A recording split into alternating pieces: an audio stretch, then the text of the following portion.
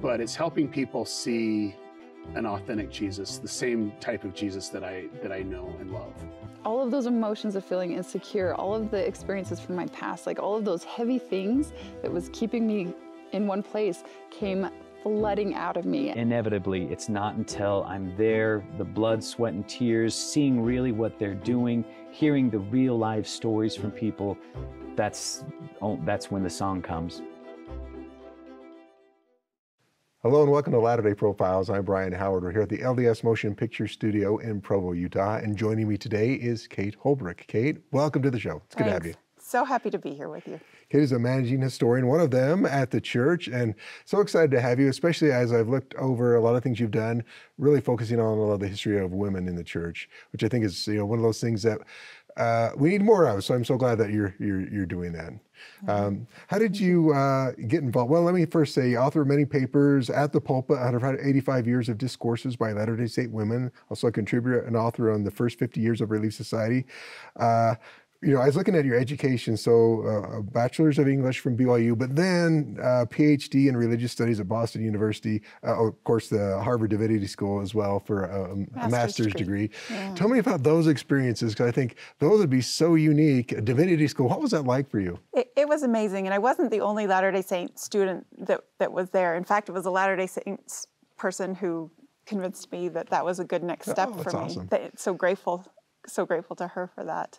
But it was still very interesting. It was a time when it was okay to criticize Latter-day Saints and evangelicals, but nobody else.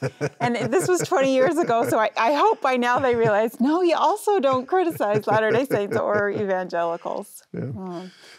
But the education was terrific, and it really taught me how to understand my own tradition and other traditions in ways that have been really important to me, to my discipleship, I feel. Yeah, I wanted to ask you, I've heard of a divinity school, and obviously it's going to be so religious oriented, but I don't know exactly what you do. What kind of courses do you do in a divinity school? Yeah, I'm glad you asked. Some divinity schools are just to train people to become ministers in their faiths. But Harvard and Chicago and Yale are a little bit different. There you can take anthropology classes, people take political philosophy, other people take history of religion. I tended to focus more on history of religion, but I also studied world religions.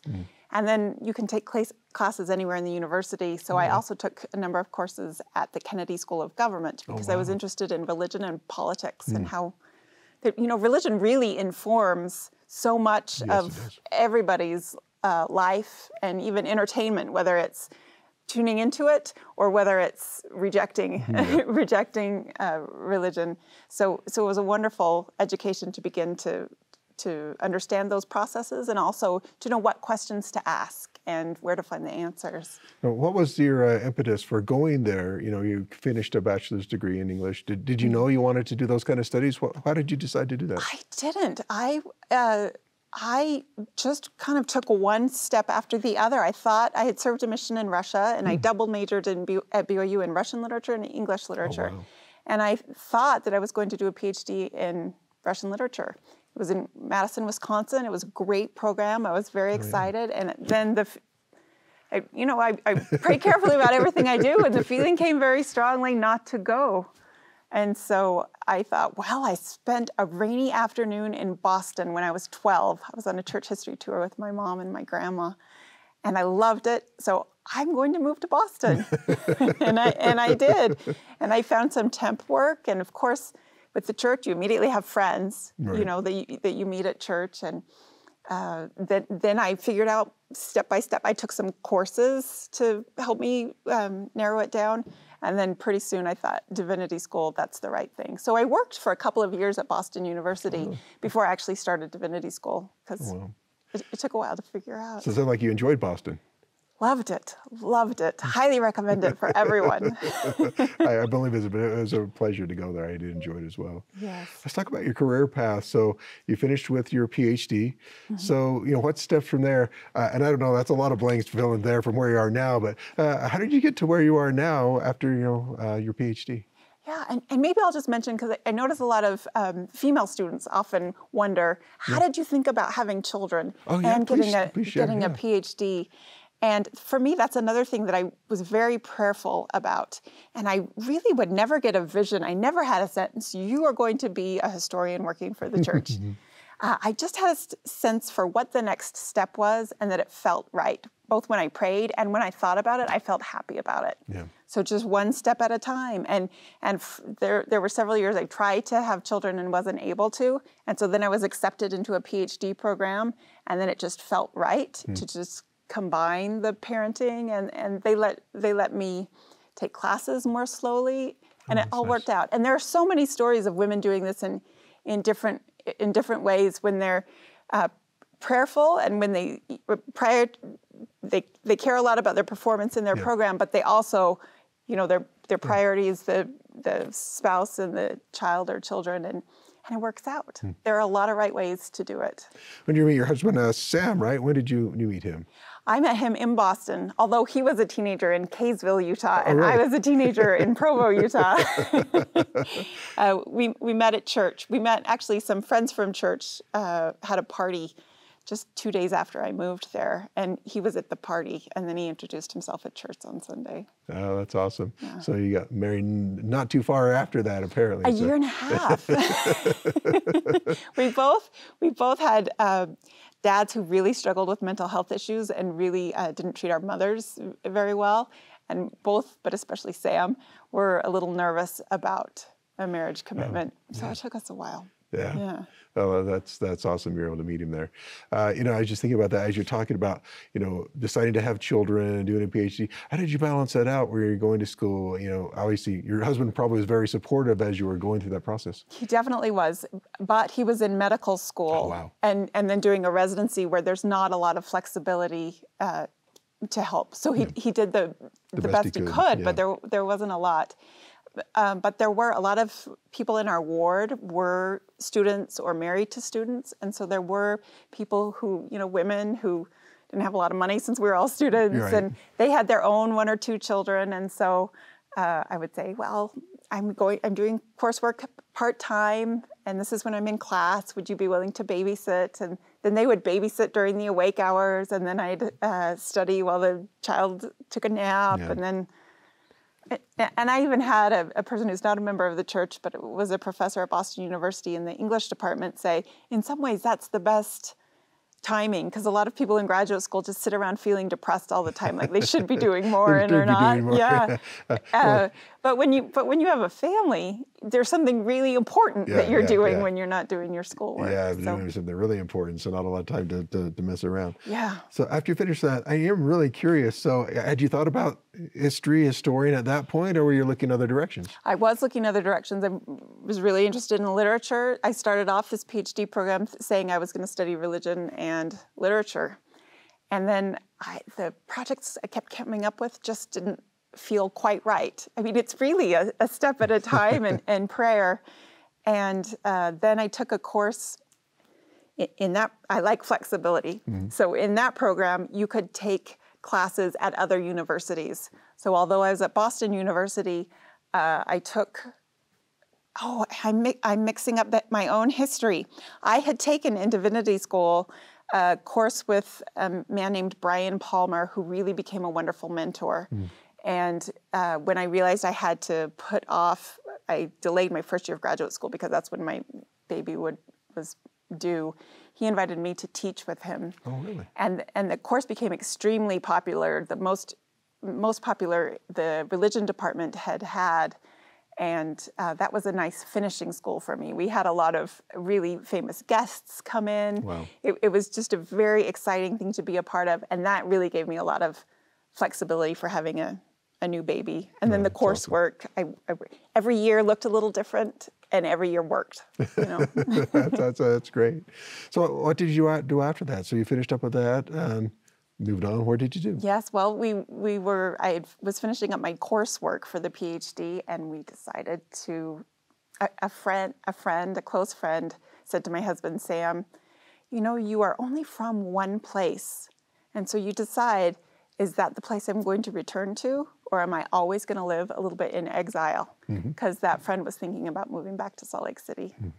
And that gave Sam a moment. And I'd always thought I would love to live in Salt Lake City, but that moment for Sam, it opened the possibility of moving back. And I stepped right into that possibility.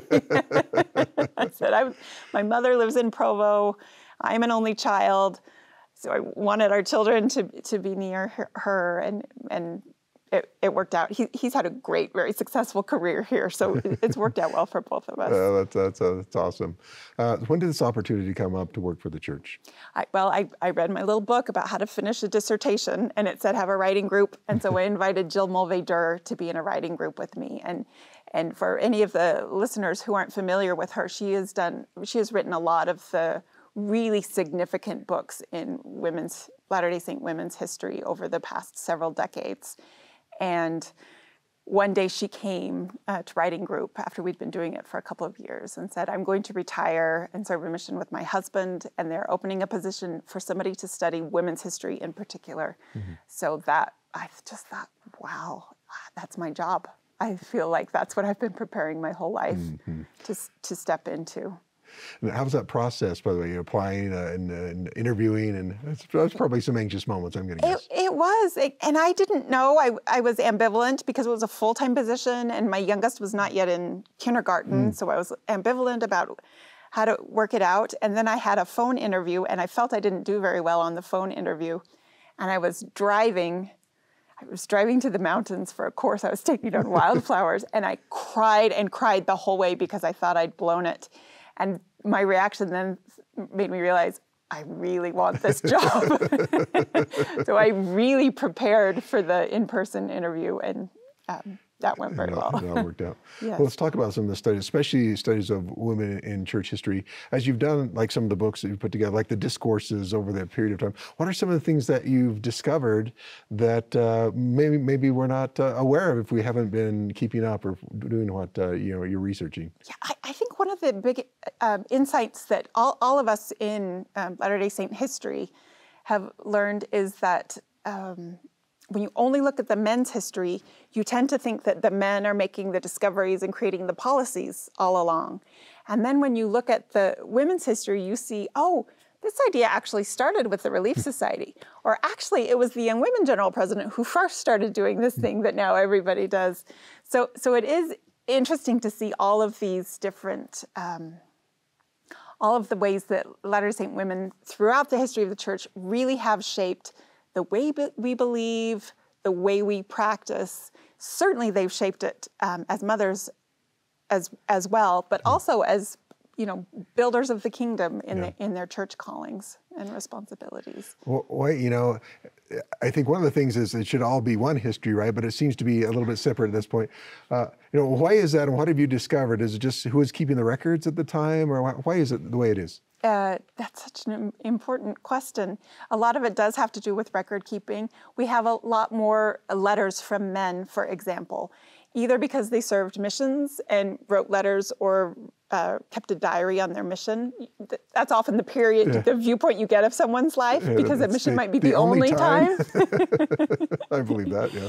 And they were sending their letters home, so they were kept. Whereas when they received letters, they might not be, most of them weren't as good at keeping those letters because they were on the move all the time. Missions were much more chaotic then than they are now. And people just felt that men's records were more important than women's, so they were more likely to save a man's diary and letters than they were a woman's. And even some of the really important diaries that we have, like one from Zina D.H. Young, she was a wife of Brigham Young. I'll just leave it there. It was complicated, but she was a wife of Brigham Young and had children with him. And her diary was just found, like somebody was cleaning out their house or something, and found this diary, and it's such an important record, yet it barely escaped oblivion. So those are some of the things that were at work. But the other thing was just our own minds thinking that what the men were doing, or what the highest leaders were doing, what was more important. Was needed to be kept. And we were telling stories about what the first presidency did. And as we learn other things, that everyday people's history also matters. There was a change in the whole field of history by the 70s where people started looking at everyday people as well as just the leaders. And when you look at everyday people, it's much easier to include women in your history. Yeah, I think about that with all through the scriptures as well, right? If you're keeping everyday history, but you're only getting it from the viewpoint of the record keeper, which in that case were the kings and other things like that. Yes. So very, very different. Have you found any kind of pleasant surprises or gems that you've plucked out as you've done this research, things that's like, oh, that was really cool to find out? So many, so many. One, when we were researching at the pulpit, we found a talk that had been given at a Relief Society conference that we wanted to use. And, oh, now I'm blanking on her name, Leona Jacobs. And I had never heard of her. I didn't know anything about her.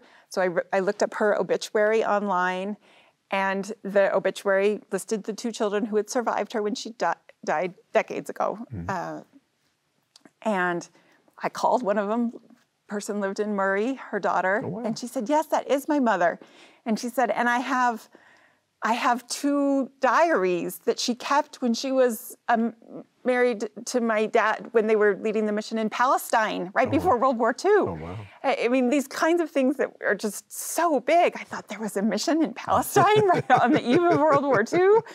And so she let me borrow them, and then we scanned them so that we have those scans in the library. But I returned the original copies to her, and it was so exciting to read her impressions and look at what Jerusalem looked like.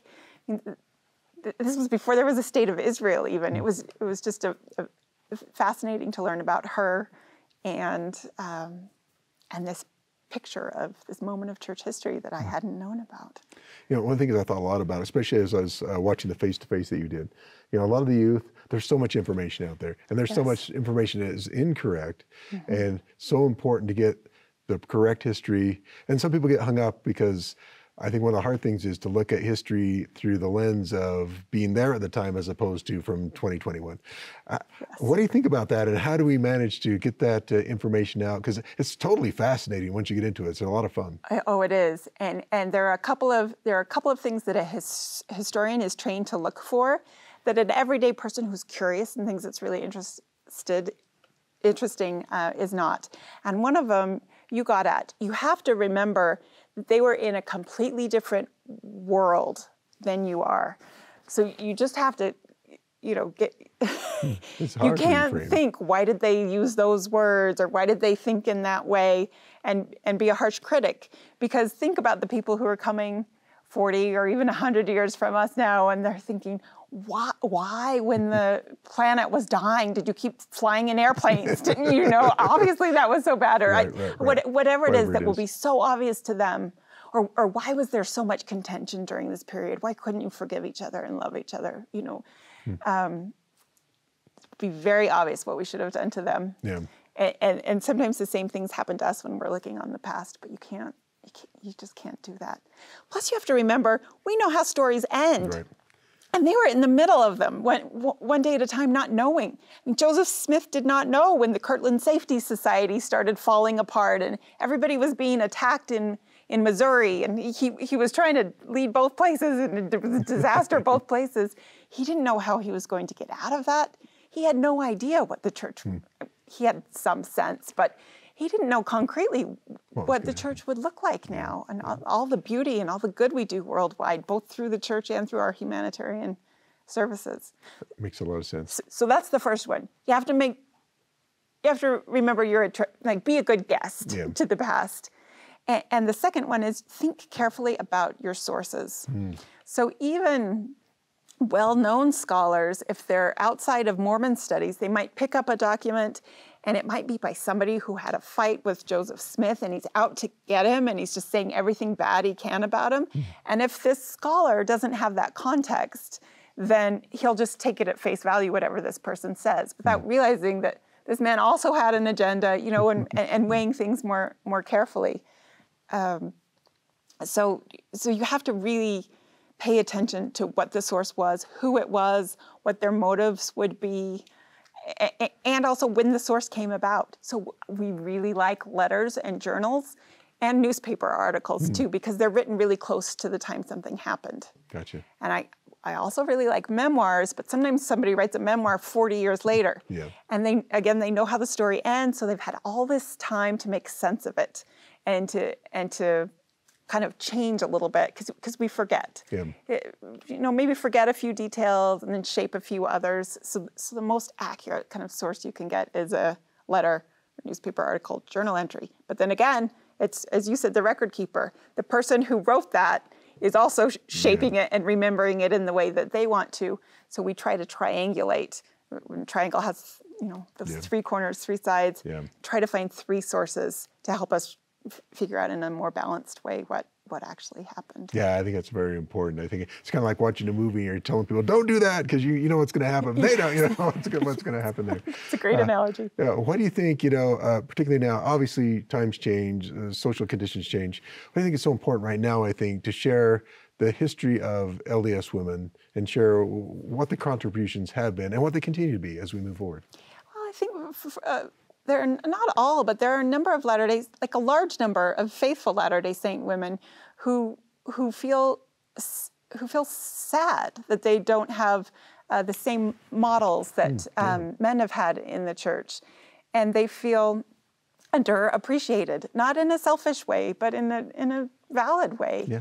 And these stories can bring a lot of healing. That's one of the things that people say to me after they've read one of these books is, I had no idea how much women contributed, and it just makes me feel so good knowing. Or it helps me feel connected. Sorry, I'm running out. I've been talking too much, too fast.